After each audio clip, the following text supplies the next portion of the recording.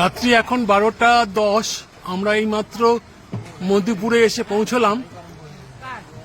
আপনারা দেখছেন স্টেশন চত্বরটা আপনাদের দেখাবার চেষ্টা করছি।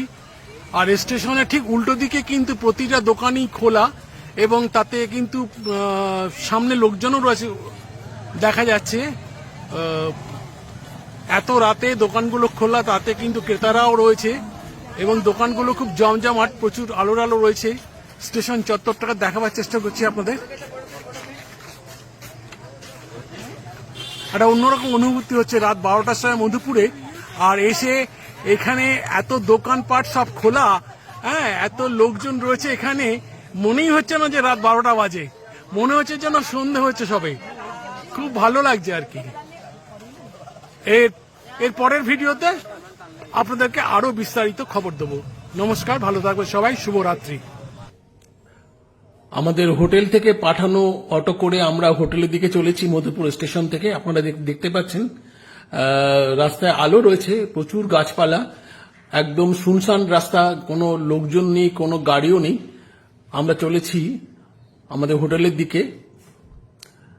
আগে থেকে হোটেলকে বলা ছিল যে স্টেশনে গাড়ি পাঠিয়ে দেওয়ার জন্য, কিন্তু এরপরে একটা দৃশ্য দেখলাম যেটা আপনাদের দেখাবো, দেখে আপনাদের আশা করি ভালো লাগবে। এই যে দেখুন, আমরা এখন অটো করে চলেছি আমাদের হোটেলের দিকে। হোটেল থেকে আমাদের অটো পাঠিয়ে দেওয়া হয়েছে। তখন আগের ভিডিওতে দেখাতে পারিনি তাড়াহুড়োর জন্য, এবার দেখাচ্ছি। এটা পম্পু তালাও, দেখুন কালকে ছট পুজো, তার জন্য পুরো জায়গাটাকে আলো দিয়ে সাজানো হয়েছে। এই তালাও মানে পুকুর, এই পুকুরের চারদিকটা আপনারা দেখতে পাচ্ছেন, খুব সুন্দর করে সাজানো হয়েছে, অপূর্ব লাগছে। ঠিক আছে। গতকাল রাত 12:30 নাগাদ হোটেলে ঢুকে আমরা আমাদের ডিনার পেয়ে গেলাম।